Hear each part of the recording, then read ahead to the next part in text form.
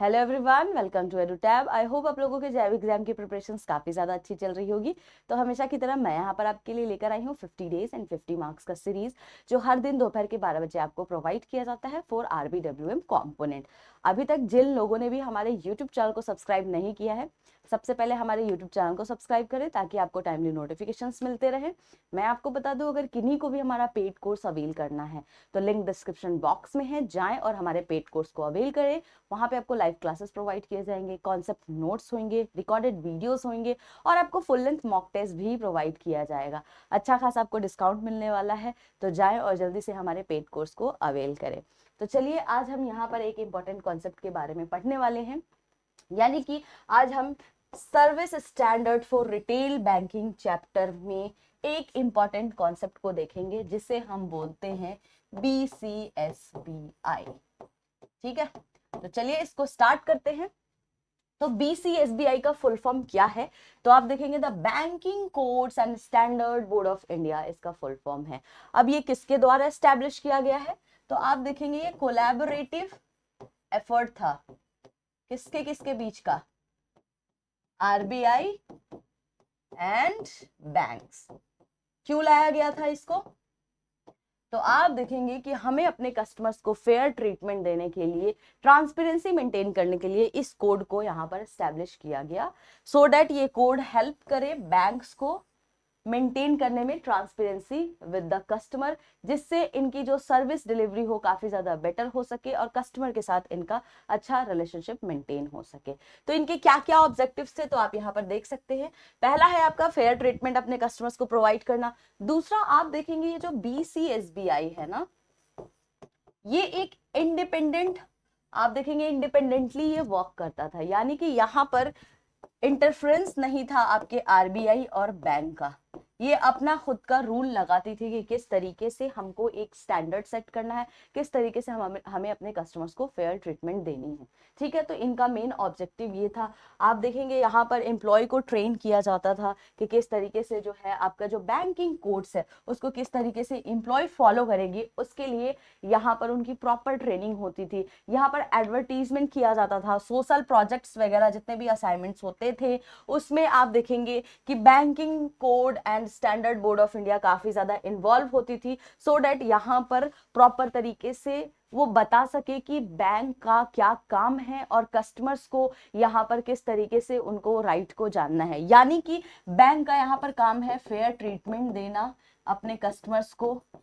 ठीक है, फुल यहाँ पर ट्रांसपेरेंसी रखना, और कस्टमर्स का यहाँ पर क्या राइट है जब भी वो कोई सर्विस बैंक में लेने जाती है। तो सारी चीजों के बारे में आप देखेंगे यहाँ पर BCSBI ने बताया।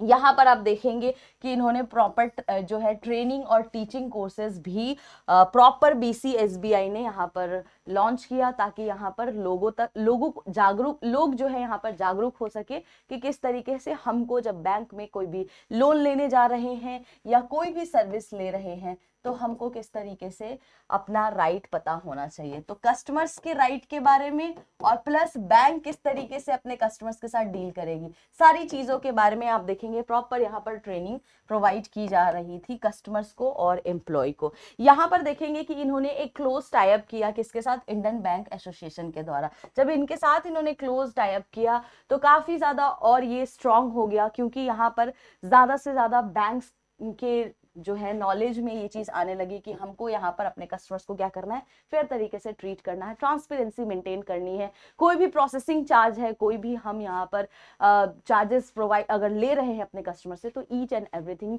हम अपने कस्टमर्स को बताएं, ये हमारी ड्यूटी है। ठीक है, तो आज के डेट में जो भी आप ट्रांसपेरेंसी की बात करते हैं, फेयर ट्रीटमेंट की बात करते हैं, राइट टू प्रिवेसी की बात करते हैं, ओनली बिकॉज ऑफ BCSBI। और आज के डेट में BCSBI ने अपना छाप ऐसा छोड़ा है, अपना प्रिंट ऐसा छोड़ा है कि आज के डेट में हर बैंक इस चीज को फॉलो कर रही है कि हमको अपने कस्टमर्स के साथ किस तरीके से डील करना चाहिए।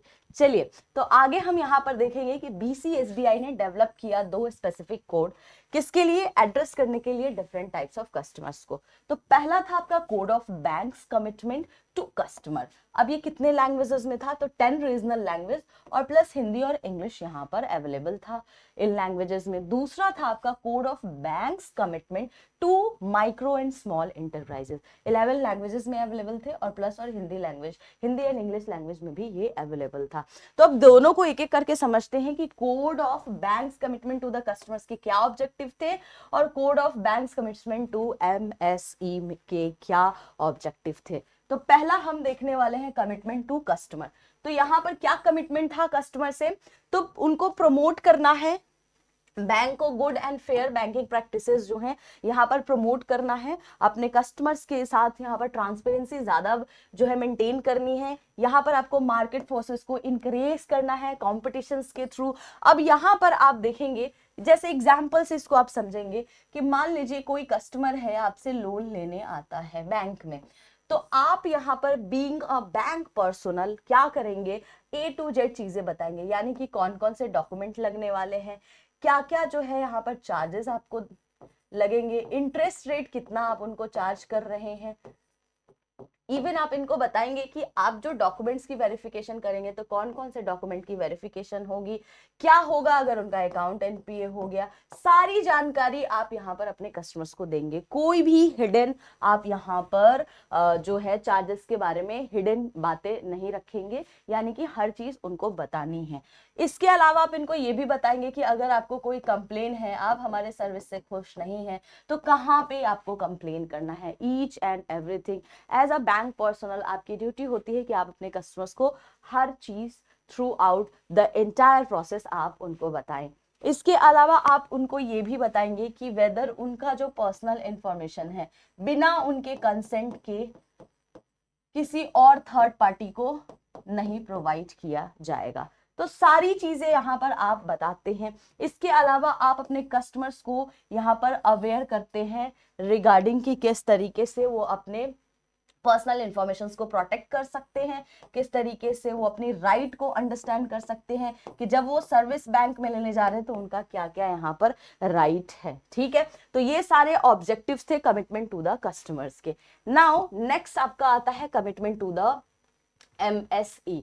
तो इसका क्या ऑब्जेक्टिव था, तो आप यहाँ पर देखेंगे कि ऑफ कोर्स जो एमएसई है इस यहाँ पर इसके लिए जो कमिटमेंट की गई थी, तो इनको जो भी हमारे माइक्रो स्मॉल एंटरप्राइजेस थे उनके लिए यहाँ पर काफी ज्यादा जो है इजी कर दिया जाए बैंकिंग सर्विसेज को अवेल करना, और यहाँ पर लोन वगैरह लेना उनके लिए थोड़ा आसान कर दिया जाए। इसके लिए आप देखेंगे ये कोड ऑफ कमिटमेंट बनाया गया था, जिसमें आपको सेम जिस तरीके से हमने कस्टमर्स के साथ देखा है कि हम उनके साथ फेयर ट्रीटमेंट करते हैं, सारी ट्रांसपेरेंसी रखते हैं, सेम जब भी एमएसई आपसे यहाँ पर लोन लेने आते हैं तो आप उनको सारे के सारे चार्जेस बताएंगे। आप अपना कम्युनिकेशन जो है काफी अच्छा रखेंगे अपने कस्टमर्स के साथ। अगर आपका कम्युनिकेशन अच्छा नहीं है तो फिर कस्टमर्स आपके साथ रिलेशनशिप मेंटेन नहीं करता है। आपको पता है बैंक की पूरी सर्विसेज जो होती है कस्टमर्स के आसपास ही घूमती रहती है।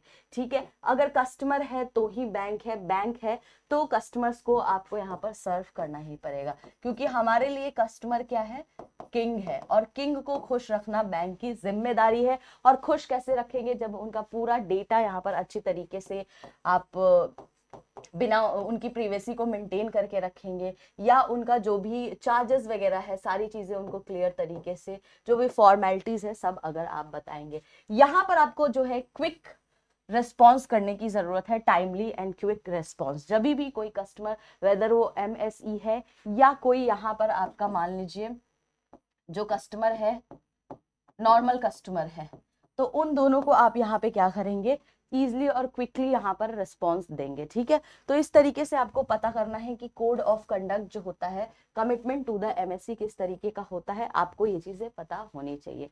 तो चलिए अब इससे रिलेटेड कुछ हम एग्जाम के एमसीक्यूज भी कर लेते हैं।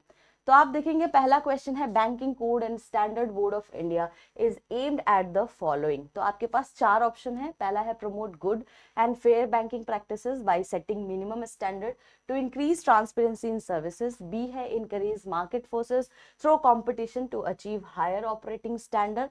सी है promote a fair and a cordial relationship between the customer and their bank. And last one is all of the above.